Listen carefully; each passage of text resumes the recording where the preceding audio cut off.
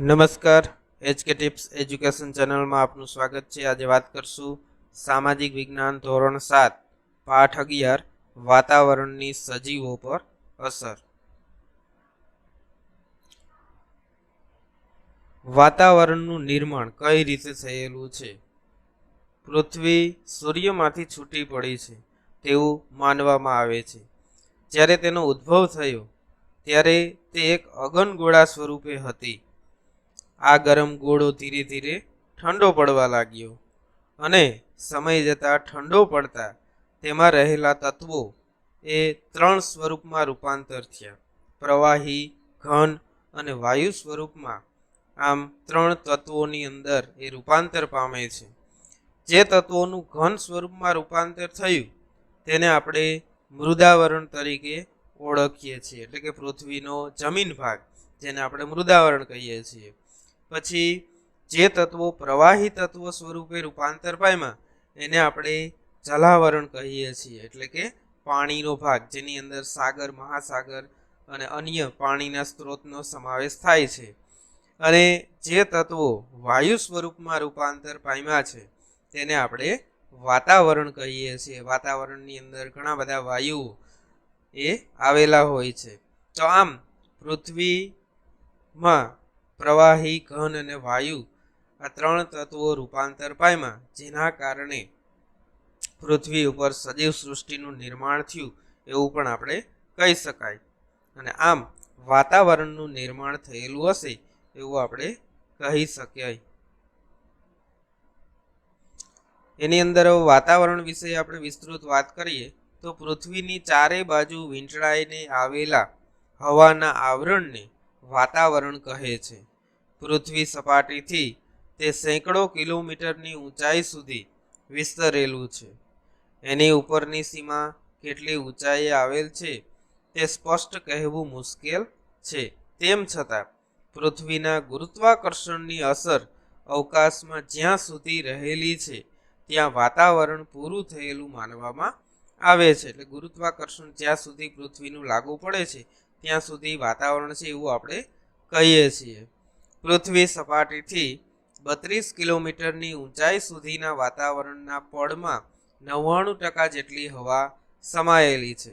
પૃથ્વી સપાટીથી જેમ જેમ આપણે ઊંચે જતા જઈએ તેમ તેમ હવા પાતળી થતી જાય છે। અહીંયા બાજુનું ચિત્ર આપણે જોઈ શકાય છે, જેની અંદર વિવિધ વાતાવરણની અંદર પણ પેટા આવરણો આવેલા છે। એની વિસ્તૃત અહીંયા સમજ આપેલી છે। પેલું છે ક્ષોભ આવરણ, ત્યાર પછી સમતાપ આવરણ, એના કિલોમીટર અંતર સુધીની માહિતી આપેલી છે। દાખલા તરીકે સમતાપ આવરણ છે તો એ 12 થી 50 કિલોમીટર સુધીના અંતર સુધી રહેલું છે। પછી એવી રીતે મધ્યાવરણ, ઉષ્મા આવરણ, આવી રીતે પૃથ્વીના વાતાવરણના પેટા આવરણ જે છે એની પણ આપણે વિસ્તૃત સમજ આપણે આ પાઠની અંદર સમજવાની છે। એમાં આપણે જોયું વાતાવરણના વાયુઓ, એના વિશે વાત કરીશું। તો વાતાવરણ વિના પૃથ્વી પરની જીવસૃષ્ટિનું અસ્તિત્વ અશક્ય છે। વાતાવરણ વાયુ, પ્રવાહી અને ઘન તત્વોનું બનેલું છે। તેમાં રહેલા ઓક્સિજન અને નાઇટ્રોજન વાયુઓ જીવસૃષ્ટિ માટે અગત્યના છે। વાતાવરણમાં ધુમ્મસ, ઝાકળ, વાદળ વગેરે વાતાવરણમાં રહેલા પ્રવાહીના સ્વરૂપો છે। પ્રવાહી તત્વોમાં મુખ્યત્વે બરફના કણો, જીવજંતુઓ વગેરે આવેલા છે। વાતાવરણ પૃથ્વીને દિવસે ગરમી અને રાત્રે અતિશય ઠંડીથી પણ બચાવે છે। વાતાવરણમાં રહેલા વાયુઓનું પ્રમાણ બાજુના કોષ્ટકમાં દર્શાવેલ છે। નાઇટ્રોજન આશરે 130 કિલોમીટર સુધી જોવા મળે છે। એવી જ રીતે ઓક્સિજન વાયુ જે છે એ 110 કિલોમીટર સુધી વાતાવરણમાં જોવા મળે છે। પછી એમ કાર્બન ડાયોક્સાઇડ વાયુ પણ 20 કિલોમીટર સુધી વાતાવરણમાં જોવા મળે છે। જ્યારે 130 કિલોમીટરની ઊંચાઈ પછીના વાતાવરણમાં માત્ર હાઇડ્રોજન અને હિલિયમ એવા વાયુઓ જ જોવા મળે છે કે જે હલકા છે વજનમાં। તો આવી રીતે વાતાવરણની અંદર વિવિધ વાયુઓ આવેલા છે।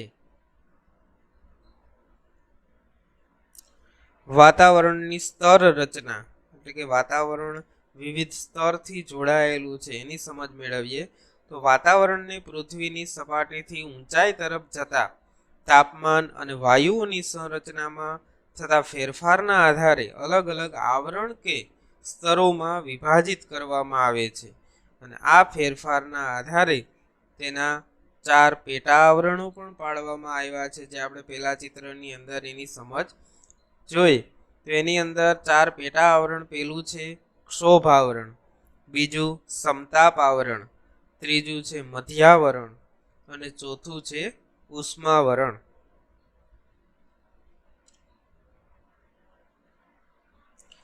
એની અંદર વાત કરીશું ક્ષોભ આવરણ વિશે. પૃથ્વીને વીંટળાઈને આવેલા વાતાવરણના પ્રથમ આવરણને ક્ષોભ આવરણ કહે છે. વિષુવવૃત્ત પર તે આશરે 16 કિલોમીટર, સમશીતોષ્ણ કટિબંધ પ્રદેશોમાં આશરે 12 કિલોમીટર અને ધ્રુવો પર આશરે 8 કિલોમીટરની ઊંચાઈ સુધી ફેલાયેલું જોવા મળે છે. એટલે અહીંયા પૃથ્વીના વિવિધ જે ભાગ છે એના ઉપર આ ક્ષોભ આવરણ છે કેટલા કિલોમીટર સુધી છે એની વાત કરી છે. વિષુવવૃત્ત એટલે પૃથ્વીનો એકદમ મધ્ય ભાગ કે જ્યાં સૂર્યના સીધા કિરણો પડે છે. પછી સમશીતોષ્ણ કટિબંધ એટલે કે પૃથ્વીના જે ભાગ ઉપર સૂર્યના મધ્યમસર કિરણો પડે છે એ ભાગ. અને જ્યારે ધ્રુવો એટલે કે પૃથ્વીનો ઉત્તર અને દક્ષિણ ધ્રુવ કે જ્યાં સૂર્યના કિરણો એકદમ ત્રાસા પડે છે તો ત્યાં ત્રણેય વિસ્તારોની અંદર પૃથ્વીના ભાગ ઉપર આ ક્ષોભ આવરણ છે કેટલા કિલોમીટર છે એ આપણે અહીંયા બતાવ્યું છે. ઋતુઓ મુજબ તેમાં ફેરફાર પણ થાય છે. આ આવરણ જીવસૃષ્ટિ માટે ખૂબ જ મહત્વનું છે. વાતાવરણના તોફાનો, અવાજના તરંગો, હવાની સંરચના, વીજળી, વરસાદ, વાદળો વગેરે આ આવરણમાં અનુભવાય છે. આ આવરણમાં પ્રતિ 1 કિલોમીટરની ઊંચાઈએ આશરે 6.50 સેલ્સિયસના દરે તાપમાન ઘટે છે, જે ઊંચાઈએ પહોંચતા તાપમાન ઘટતું અટકી પણ જાય છે. તે સીમાને આપણે ક્ષોભ સીમા તરીકે પણ ગણાવી શકાય. અહીંયા બાજુનું ચિત્ર આપેલું છે જેની અંદર આપણા વાતાવરણની અંદર જે વાયુઓનું પ્રમાણ છે એ બતાવે છે, જેમાં nitrogen, oxygen, argon, carbon dioxide અને અન્ય વાયુઓ વાતાવરણમાં કેટલા પ્રમાણમાં આવેલા છે ચિત્રના આધારે તમે સમજી શકો. ત્યાર પછી વાત કરીશું બીજું વાતાવરણનું પેટા આવરણ છે એ સમતાપ આવરણ છે. ક્ષોભ સીમાથી ઉપરના આવરણને સમતાપ આવરણ કહે છે, જે ક્ષોભ સીમાથી આશરે 50 કિલોમીટર સુધીની ઊંચાઈ સુધી વિસ્તરેલું છે. એટલે કે ક્ષોભ આવરણ જ્યાં પૂરું થાય ત્યાર પછીથી સમતાપ આવરણ શરૂ થાય છે. ઊંચાઈની સાથે આ આવરણમાં તાપમાન પણ વધે છે. આ આવરણમાં ઋતુઓ, વાદળ, વરસાદ, ચક્રવાત વગેરે જોવા મળતા નથી. અહીં હવા સ્વચ્છ અને પાતળી છે, જેથી જેટ વિમાનો ઓછા અવરોધ અને ઝડપથી ઉડી શકે છે. એટલે ખાસ આપણે યાદ રાખવાનું, જેટ વિમાનો જે કંઈ વિમાનો ઉડે છે એ પૃથ્વીના કયા પેટા આવરણમાં એ ઉડતા હોય છે તો આપણે કહી શકાય સમતાપ આવરણમાં. આ આવરણમાં આશરે 15 થી 35 કિલોમીટરની ઊંચાઈએ ઓઝોન વાયુનું પ્રમાણ વધુ જોવા મળે છે, જે સૂર્યના અત્યંત ગરમ પારજાંબલી કિરણો એટલે કે અલ્ટ્રાવાયોલેટ કિરણો જે છે એનું શોષણ કરે છે. એટલે કે ઓઝોન વાયુનું જે પ્રમાણ છે એ સમતાપ આવરણમાં આવેલું છે. અને આ સમતાપ આવરણની અંદર જ સૂર્યના પારજાંબલી કિરણોનું શોષણ પણ ઓઝોન વાયુ દ્વારા થાય છે અને સૂર્યની પ્રચંડ ગરમીથી આપણી પૃથ્વીને બચાવે છે. ત્યાર પછી વાત કરીશું એના પછી મધ્યાવરણ વિશે. સમતાપ આવરણની ઉપર આશરે 80 કિલોમીટરની ઊંચાઈ સુધીના વાતાવરણના ભાગને મધ્યાવરણ કહે છે. તેમાં ઊંચાઈ પર જતા તાપમાન ઘટતું જાય છે. એટલે કે જ્યાં સમતાપ આવરણ પૂરું થાય છે પછી શરૂ થાય છે મધ્યાવરણ. તો આવી રીતે મધ્યાવરણ એ પૃથ્વીના સમતાપ આવરણ ઉપરથી 80 કિલોમીટરની ઊંચાઈ સુધી વાતાવરણના ભાગમાં રહેલું છે. અને આમ તેમાં પણ ઊંચાઈ ઉપર જેમ જેમ જઈએ એમ તાપમાન ઘટતું જાય છે. ત્યાર પછી વાત કરીશું ચોથું પેટા આવરણ છે ઉષ્માવરણ.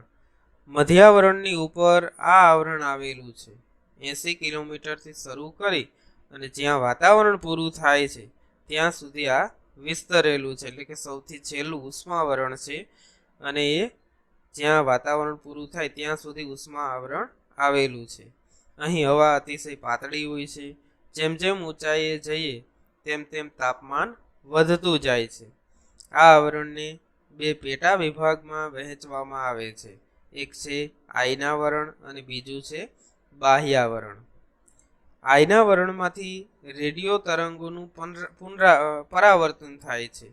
ટીવી, રેડિયો પ્રસારણ, ઇન્ટરનેટનો લાભ આ આવરણને આભારી છે. એટલે ખાસ આપણે યાદ રાખવાનું, ઉષ્માવરણની અંદર આયનાવરણ જે આવેલું છે એના આધારે જ આપણે ટીવી, રેડિયો પ્રસારણ, ઇન્ટરનેટ વગેરે વાપરી શકીએ છીએ.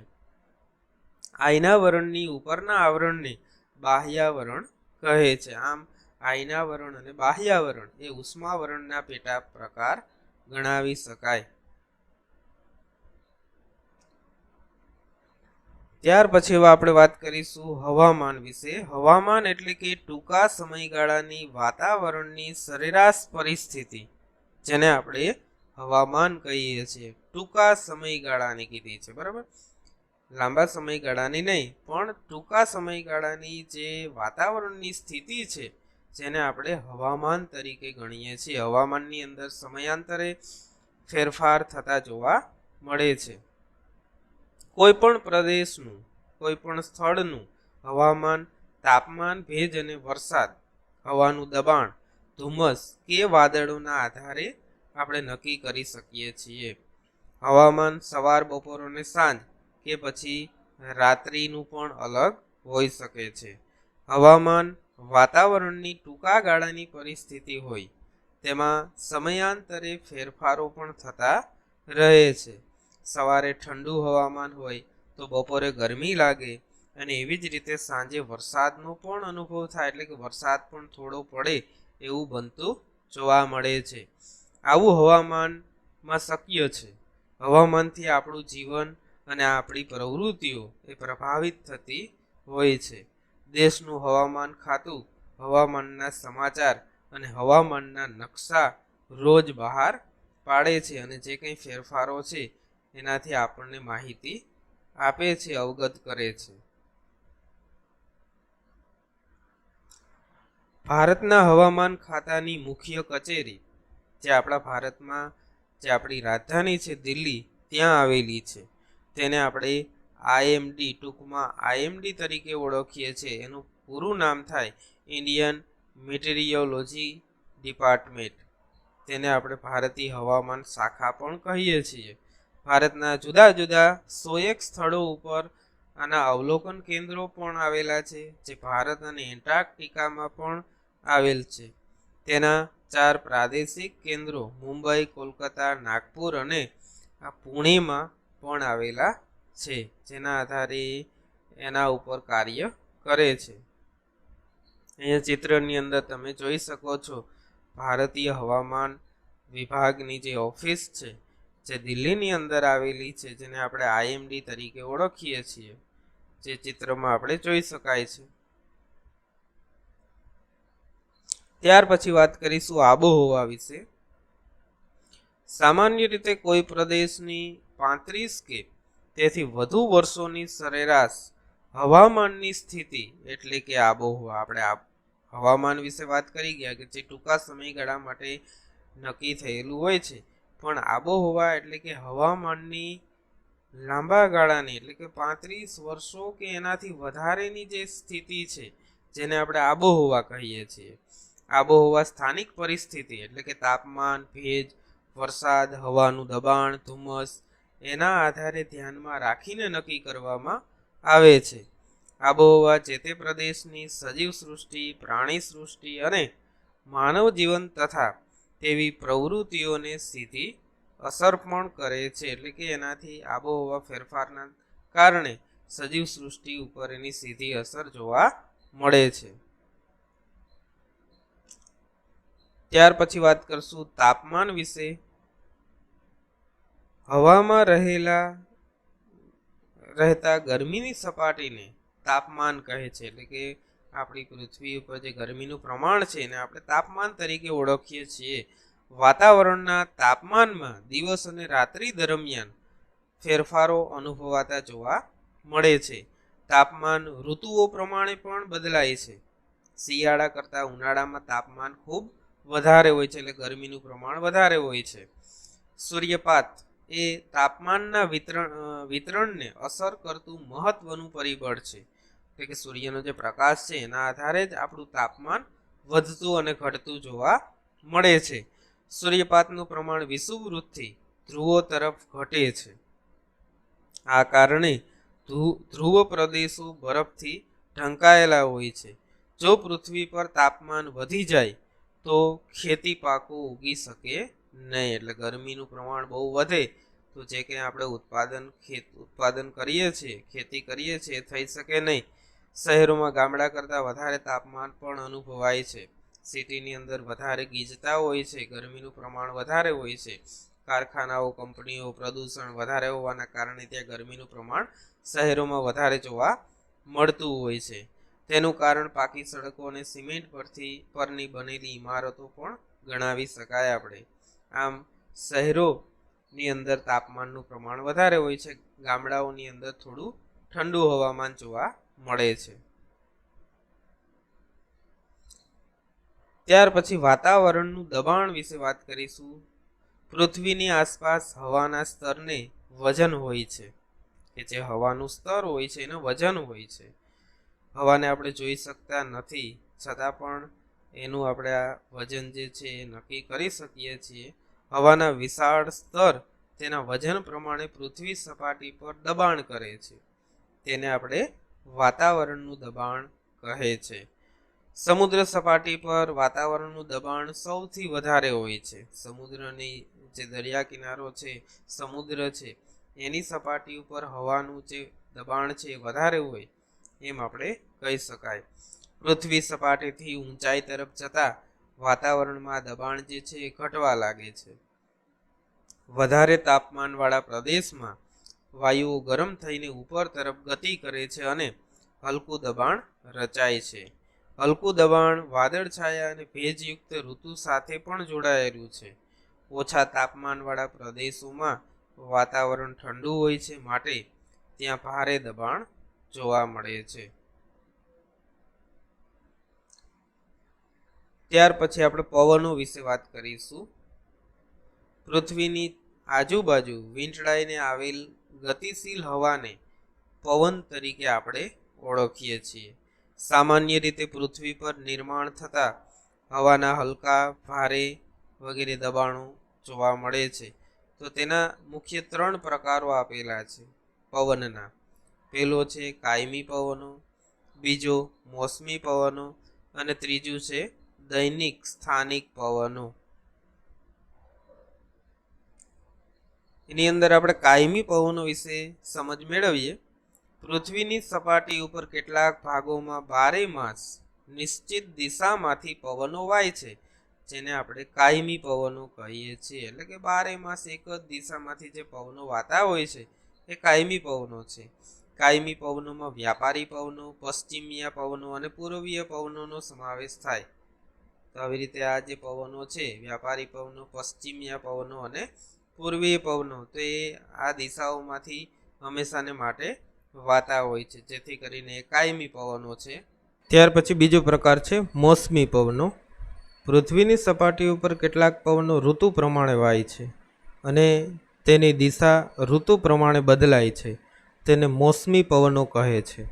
એટલે કે જે ઋતુ પ્રમાણે અમુક પવનો અમુક દિશાઓમાંથી વાતા હોય છે એ પવનોને આપણે મોસમી પવનો તરીકે ગણાવી શકાય. ભારત, મ્યાનમાર, બાંગ્લાદેશ વગેરે દેશોમાં આ પ્રકારના પવનો વાતા હોવાથી આવા દેશોને મોસમી પવનોના દેશ તરીકે પણ કહેવામાં આવે છે. ઉનાળામાં નૈઋત્યના પવનો અને શિયાળામાં ઈશાન ખૂણેથી વાતા પવનો આ પ્રકારના પવનના ઉદાહરણ પણ ગણાવી શકાય. અને આવી રીતે મોસમી પવનોના આધારે વરસાદી વાતાવરણની પણ રચના થતી જોવા મળે છે. ત્રીજો પ્રકાર છે દૈનિક સ્થાનિક પવનો. દૈનિક સ્થાનિક પવનો એટલે કે રોજના માટે, હંમેશાના માટે જે સ્થાનિક પવનો વાય છે જે તે પ્રદેશોની અંદર, એની વાત કરી છે. પૃથ્વીની સપાટી ઉપર કેટલાક પ્રદેશમાં ટૂંકા સમય માટે હવાના દબાણમાં થતા ફેરફારના કારણે ઉદ્ભવતા પવનોને દૈનિક કે સ્થાનિક પવન તરીકે ગણાવી શકાય. સ્થાનિક પવનોના ઉદાહરણ તરીકે દરિયાઈ જમીનની લહેરો, એટલે કે દરિયા ઉપરથી, જમીન ઉપરથી જે પવનોની લહેરો વાય છે એ છે દૈનિક સ્થાનિક પવન. પર્વત અને ખીણ ઉપરથી વાતી લહેરો, જેને બીજું આપણે લૂ પણ કહી શકાય, જે લૂ છે એ વાય છે. અને શીત લહેર એટલે કે શિયાળાની અંદર ઠંડા પવનો જે વાય છે. તો આવી રીતે એ બધા દૈનિક સ્થાનિક પવનો ગણાવી શકાય. ત્યાર પછી વાત કરીશું ભેજ. વાતાવરણની અંદર ભેજનું પ્રમાણ છે એના વિશે સમજીએ. સમુદ્રો અને જળાશયોમાંથી પાણીનું બાષ્પીભવન થતાં તેનું વરાળમાં રૂપાંતર થાય છે, જેને આપણે ભેજ કહીએ છીએ. ભેજ પૃથ્વી સપાટીથી બાષ્પીભવનની પ્રક્રિયા દ્વારા વાતાવરણમાં ઉમેરાય છે. વાતાવરણમાં રહેલા ભેજ ઘનીભવનની પ્રક્રિયા દ્વારા વાદળો બની અને વરસાદ સ્વરૂપે પૃથ્વી સપાટીને પુનઃ પ્રાપ્ત થાય છે. એટલે કે આ જે ભેજની બાબત છે, ભેજની ઘટના થાય છે, બાષ્પીભવનના કારણે સમુદ્ર અને જળાશયનું પાણી જે છે બાષ્પ બની અને વરાળ સ્વરૂપે આકાશમાં ભેજ સ્વરૂપે ઠરે છે. અને પછી ગરમીના કારણે એ ભેજ એ વાદળ બનીને વરસે છે, જેને આપણે વરસાદ કહીએ છીએ.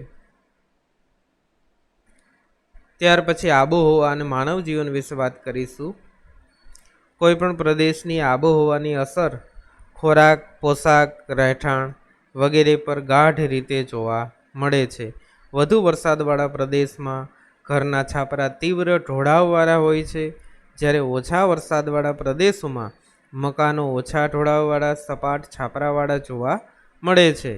જે તે પ્રદેશમાં થતા ખેતી પાકો તે પ્રદેશના લોકોના ખોરાકમાં મોટા ભાગે લેવાતા હોય છે. દાખલા તરીકે મેદાની પ્રદેશના લોકોના ખોરાકમાં ઘઉં અને પર્વતીય ક્ષેત્રના લોકોના ખોરાકમાં મકાઈ એ લેવાય છે.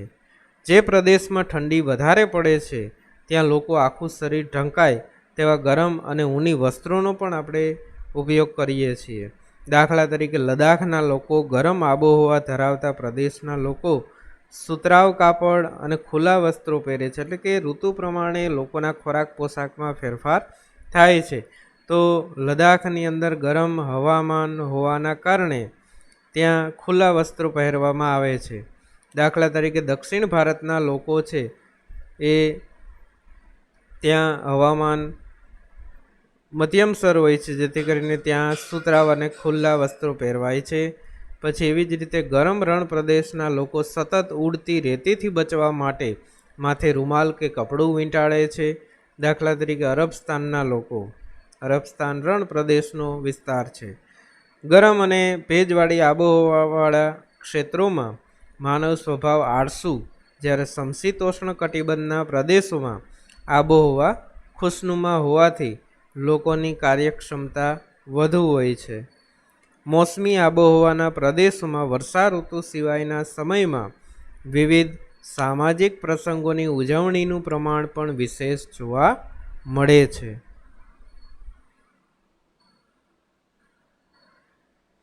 ત્યાર પછી વાત કરીશું કુદરતી વનસ્પતિ અને પ્રાણી સૃષ્ટિ. આપણી જમીન ઉપર જે વનસ્પતિ છે, જે પ્રાણીઓ છે એની વાત કરીએ. કુદરતી વનસ્પતિની વૃદ્ધિનો આધાર જમીન, તાપમાન અને ભેજ ઉપર રહેલ છે. આ ઉપરાંત ઢોળાવ અને માટીની ડાય, માટીના થરની જાડાઈ પર પણ કુદરતી વનસ્પતિની વૃદ્ધિને અસર કરે છે. આ ઘટકોમાં રહેલ વિભિન્નતાના કારણો જે તે પ્રદેશની કુદરતી વનસ્પતિ ગીચ અને એની અંદર વિવિધ પ્રકારના ફેરફાર પણ જોવા મળે છે. કુદરતી વનસ્પતિનું મુખ્ય 3 વિભાગોમાં વર્ગીકરણ કરવામાં આવેલું છે. એમાં પહેલું છે જંગલ. વનસ્પતિ અનુકૂળ તાપમાન અને વરસાદવાળા પ્રદેશમાં ઉગે છે. તાપમાન અને વરસાદના આધારે ગીચ કે છૂટાછવાયા જંગલ જોવા મળે છે. વરસાદના કારણે આવી રીતે વૃક્ષોનું પ્રમાણ જ્યાં હોય ત્યાં જંગલની રચના થાય છે. બીજું છે ઘાસના મેદાનો. આ મધ્યમ વરસાદવાળા ક્ષેત્રોની અંદર જોવા મળે કે જ્યાં વરસાદનું પ્રમાણ મધ્યમ છે ત્યાં ઘાસના મેદાન ઉગી નીકળે છે, ઘાસના મેદાન જોવા મળે છે. ત્રીજું છે કાંટાળી વનસ્પતિ અને ઝાડી ઝાંખરા. શુષ્ક અને ઓછા વરસાદવાળા જ્યાં ઓછો વરસાદ છે આ પ્રદેશોની અંદર આ કાંટાળી વનસ્પતિ અને ઝાડી ઝાંખરાની વનસ્પતિ જોવા મળે છે. કુદરતી વનસ્પતિઓના પ્રકારમાં ફેરફારનું મુખ્ય કારણ આબોહવા ઉપર રહેલું છે. વિશ્વની કુદરતી વનસ્પતિઓ અને તેમાં જોવા મળતા મુખ્ય પ્રાણીઓ વિશે પણ આપણે આ પાઠની અંદર જાણીશું. હવે એની અંદર આપણે વાત કરીશું જંગલોના પ્રકાર. તો પહેલું છે એમાં ઉષ્ણ કટિબંધીય બારે માસ લીલા જંગલો. જે બારે માસ લીલા જંગલો રહે છે ઉષ્ણ કટિબંધના વિસ્તારમાં આવેલા, એની વિશે જોઈએ તો આ જંગલોને ઉષ્ણ કટિબંધીય વરસાદી જંગલો પણ કહે છે.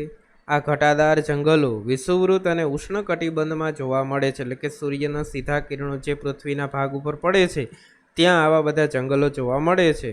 આ પ્રદેશની આબોહવા ગરમ અને આખું વર્ષ ભારે વરસાદના કારણે ભેજવાળી હોય છે. આ પ્રદેશની વનસ્પતિના પાંદડા એક સાથે ન ખરતા હોય તે બારેય માસ લીલા રહેતા હોય છે, જેથી કરીને આપણે એને બારે માસ લીલા જંગલો કહીએ છીએ. આ જંગલમાં રોઝવુડ, અબનુસ, મોર્ગની વગેરે જેવા વૃક્ષો જોવા મળે છે. ભારતમાં અંદમાન અને નિકોબાર દ્વીપ સમૂહમાં આ પ્રકારના જંગલો ઉષ્ણકટિબંધીય જંગલો જોવા મળે છે. બીજો પ્રકાર છે એની અંદર ઉષ્ણકટિબંધીય ખરાવ જંગલો. ઉષ્ણકટિબંધીય ખરાવ જંગલોને પાનખર જંગલો પણ કહે છે. આ પ્રદેશમાં આબોહવા ગરમ અને વરસાદની માત્રા ઓછી હોય છે. ઉનાળાની ઋતુમાં 6 થી 8 અઠવાડિયા દરમિયાન વનસ્પતિના પાંદડા ખરી પડે છે, માટે તેને પાનખર કે ખરાવ જંગલો પણ કહેવાય છે. આ જંગલમાં કઠણ અને ઇમારતી લાકડું આપતી વનસ્પતિઓ જોવા મળે છે, જેવી કે સાગ, સાલ, લીમડો, સીસમ વગેરે વનસ્પતિ થાય છે ત્યાં. આ જંગલો ભારતના ઉચ્ચ પ્રદેશ, ડુંગરાળ પ્રદેશ, ઉત્તર ઓસ્ટ્રેલિયા અને મધ્ય અમેરિકાના મોટા ભાગમાં આ પ્રકારની વનસ્પતિઓ જોવા મળે છે. આ જંગલોમાં વાઘ, એશિયાઈ સિંહ, હાથી, સોનેરી વાંદરા, માંકડા વગેરે પ્રાણીઓ જોવા મળે છે. આ પ્રદેશમાં મોર, બાજ, પોપટ, કાબર, કબૂતર, મેના વગેરે પક્ષીઓ પણ મોટી સંખ્યામાં જોવા મળે છે. ત્રીજો પ્રકાર છે સમશીતોષ્ણ બારેમાસ લીલા જંગલો. સમશીતોષ્ણ કટિબંધમાં આવેલ, એટલે કે સૂર્યના કિરણો મધ્યમસર જે જમીન પર પડે છે પૃથ્વીના ભાગ ઉપર, ત્યાં જે જંગલો થાય છે એની વાત કરીએ છીએ. તો આ પ્રદેશનું તાપમાન સમ અને વરસાદ વધારે પ્રમાણમાં પડતો હોય છે. આ પ્રદેશમાં બારેમાસ લીલા જંગલો જોવા મળે છે. આ જંગલો દક્ષિણ પૂર્વ અમેરિકા, દક્ષિણ ચીન અને દક્ષિણ પૂર્વ બ્રાઝિલમાં પણ તેમજ ભારતના ઉત્તર પૂર્વ પર્વતીય પ્રદેશોમાં પણ આ જંગલો જોવા મળે છે. આ જંગલમાં વાંસ, ચીડ અને નીલગિરી જેવી મુખ્ય વનસ્પતિઓ ગણાવી શકાય. આ જંગલોમાં હાથી, એકશીંગી ગેંડો વગેરે પ્રાણીઓ પણ જોવા મળે છે. ચોથો પ્રકાર છે સમશીતોષ્ણ ખરાવ જંગલો. આ જંગલો કર્કવૃત્તની ઉત્તર અને મકરવૃત્તની દક્ષિણ બાજુના પ્રદેશોમાં જોવા મળે છે, એટલે કે પૃથ્વીના કર્કવૃત્ત ભાગમાં અને મકરવૃત્ત ભાગમાં આ પ્રદેશના જંગલો જોવા મળે છે. આ જંગલો ઉત્તર પૂર્વ અમેરિકા, ચીન, ન્યૂઝીલેન્ડ, ચીલી અને પશ્ચિમ યુરોપ તેમજ ઉત્તર ભારતમાં પણ જોવા મળે છે. આ જંગલમાં ઓક, એપલ જેવી મુખ્ય વનસ્પતિઓ પણ જોવા મળે છે.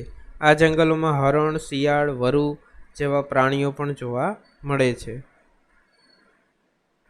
પાંચમું છે ભૂમધ્ય સાગરના જંગલો. આ જંગલો ભૂમધ્ય સાગર નજીકના પ્રદેશમાં જોવા મળે છે, જે મોટાભાગનો યુરોપ, આફ્રિકા, એશિયા ખંડમાં આ પ્રદેશ આવેલો છે. આ પ્રદેશની આબોહવા ઉનાળામાં ગરમ, શુષ્ક, શિયાળામાં ઠંડી અને ભેજવાળી હોય છે. આ પ્રદેશમાં ખટાશવાળા ફળોની વનસ્પતિ જેવી કે સંતરા, અંજીર, ઓલિવ, દ્રાક્ષ વગેરે વનસ્પતિ પણ ત્યાં વધારે થતી જોવા મળે છે. ત્યાર પછી છઠ્ઠું છે શંકુદ્રુમના જંગલો. શીત આબોહવા ધરાવતા પ્રદેશોમાં આશરે 500થી ઉત્તરથી 70 અક્ષાંશ વૃત્તનો પ્રદેશ તેમજ ઉત્તર પર્વતીય પ્રદેશોમાં આ જંગલો જોવા મળે છે. આ જંગલોને વનસ્પતિઓનો આકાર શંકુ જેવો હોય છે. આ જંગલોમાં ચીડ, દેવદાર, ફર વગેરે મુખ્ય વનસ્પતિઓ છે. આ વનસ્પતિઓનું લાકડું નરમ અને પોચું હોય છે. તે કાગળ, દિવાસળી કે પેકિંગ માટે પણ વધારે ઉપયોગી છે. આ પ્રદેશમાં વાંદરા, ધ્રુવીય રીંછ, કસ્તુરી મૃગ, યાક વગેરે જેવા પ્રાણીઓ પણ જોવા મળે છે. હવે વાત કરીશું ઘાસના મેદાનો વિશે. તો એની અંદર પહેલો પ્રકાર આવશે ઉષ્ણકટિબંધીય ઘાસના મેદાન. ઉષ્ણકટિબંધના પૃથ્વીના ભાગ ઉપર જ્યાં સૂર્યના કિરણો સીધા પડે ત્યાં ઘાસના મેદાનો કેવા છે એની વાત કરીએ તો આ પ્રદેશની આબોહવા ગરમ છે. અહીં વરસાદ મધ્યમથી ઓછો પડે છે. અહીંનું ઘાસ 3થી 4 કિલોમીટર જેટલું ઊંચું ઘાસ થાય છે. આફ્રિકામાં આવેલ સવાનાનું ઘાસનું મેદાન એ વિશ્વભરમાં પ્રખ્યાત છે. ઉદાહરણ તરીકે ગણાવી શકાય જેને આ પ્રદેશમાં સિંહ, ચિત્તા, હાથી, જીબ્રા, જીરાફ, હરણ વગેરે પ્રાણીઓ પણ જોવા મળે છે. એની અંદર બીજો પ્રકાર છે સમશીતોષ્ણ ઘાસના મેદાનો. એટલે કે પૃથ્વી ઉપર સૂર્યના કિરણો મધ્યમસર જે ભાગમાં પડે છે જે સમશીતોષ્ણ કટિબંધ કહીએ છીએ આપણે, ત્યાં ઘાસના મેદાનોનું સ્વરૂપ તો કે સમ આબોહવા ધરાવતા ખંડોના મધ્યમાં આવેલ પ્રદેશમાં ટૂંકું અને પૌષ્ટિક ઘાસ થાય છે. આ પ્રદેશમાં જંગલી ભેંસ, બાયસન અને કાળિયાર જેવા પ્રાણીઓ પણ જોવા મળે છે.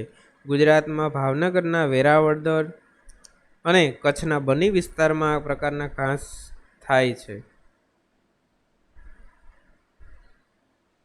ત્યાર પછી કાંટાળી વનસ્પતિ અને ઝાડી ઝાખરા જે વિસ્તારમાં થાય એની વાત કરીએ તો મોટાભાગે કાંટાળી વનસ્પતિ અને ઝાડી ઝાખરા જે છે એ ઓછા વરસાદમાં અને જ્યાં રણ પ્રદેશનો ભાગ હોય છે ત્યાં મોટાભાગે ઓછા પાણીથી આવી વનસ્પતિ ઉગી નીકળે છે. રણ પ્રદેશની આબોહવા ગરમ અને શુષ્ક હોય છે. આ પ્રદેશમાં વનસ્પતિ ઓછી જોવા મળે છે. આબોહવા સાથે અનુકૂલન સાધવા માટે વનસ્પતિ કાંટાળી હોય છે. આ વિસ્તારમાં બોરડી, થોર, બાવર, ખીજડી વગેરે વનસ્પતિ જોવા મળે છે. આ પ્રદેશમાં ઊંટ, શિયાળ, ઝરખ જેવા પ્રાણીઓ પણ જોવા મળે છે. કચ્છના નાના રણમાં જોવા મળતું ઘોડખર પ્રાણી એ સમગ્ર વિશ્વમાં અજોડ છે. આ ઉપરાંત મોટા રણમાં કાદવ કીચડવાળા વિસ્તારમાં સુરખા પક્ષીઓ રણ પ્રદેશના જંગલમાં જોવા મળે છે. અહીં યાયાવર પક્ષીઓ પણ આવે છે. આ પ્રદેશમાં સાપ અને વીંછી પણ જોવા મળે છે. આ ઉપરાંત પર્વતની ઊંચાઈવાળા પ્રદેશમાં ઠંડી અને શુષ્ક આબોહવાવાળા પ્રદેશમાં ઝાડી ઝાંખરા અને ટૂંકું ઘાસ થાય છે. હિમાલય અને લદાખમાં આવી વનસ્પતિઓ જોવા મળે છે. અહીં હિમદીપડા, ચિત્તા, પાંડા વગેરે પ્રાણીઓ પણ જોવા મળે છે. કાશ્મીરમાં પશ્મિનો બકરી જોવા મળે છે. તો આવી રીતે પ્રાણીઓ પણ આવી રીતે અલગ અલગ વિસ્તાર પ્રમાણે જોવા મળતા હોય છે. અહીંયા આપણે આ પાઠ પૂર્ણ કરીએ છીએ. એજ્યુકેશનના વિડીયો જોવા માટે અમારી ચેનલને સબસ્ક્રાઈબ કરો. બાજુમાં બેલ આઇકન આવેલું છે એને પ્રેસ કરો જેથી કરીને અમારા તમામ નવા વિડીયો તમને મળતા રહે. અસ્તુ. જય હિન્દ, જય ભારત.